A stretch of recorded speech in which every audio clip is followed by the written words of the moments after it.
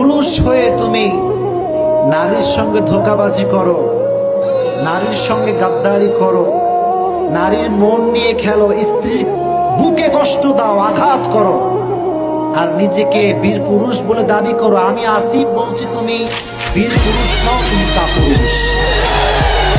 মানুষকে আসলে দড়ি দিয়ে বেঁধে রাখা যায় না।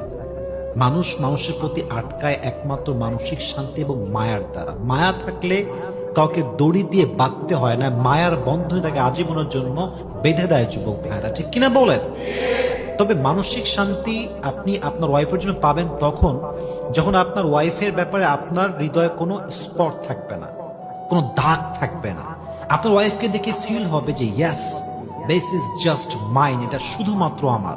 এর গায়ে পরপুরুষের কোনো দাগ নাই, এর চরিত্রে কোনো দাগ নাই, এর সতীত্বে কোনো দাগ নাই, এই নারীটা শুধুমাত্র আমার।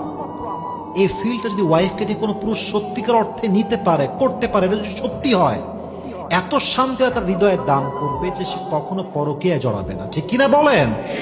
ভালোবাসার মানুষের কাছে কোনো ব্যক্তিত্ব চলবে না, ভালোবাসার মানুষের কাছে সস্তা মস্তা চলবে না। আমি ভালোবাসি মানে তোমার কাছে আমি সবসময় অ্যাভেলেবল। আল্লাহ সবার জন্য সবার হৃদয়ে ভালোবাসা দেয় না, বাট মানুষ তাকেই তো ভালোবাসবে যে নিজে ভালোবাসতে জানে।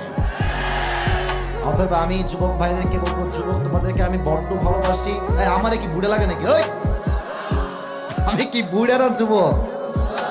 আমিও যুবক, তুমিও যুবক, কথা হবে সেম টু সেম কথা।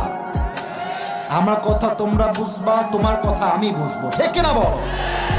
আবদার করছি আমার ওয়াজের শেষ পর্যন্ত কেউ কোনো প্রকার বিশৃঙ্খলা করবেন না।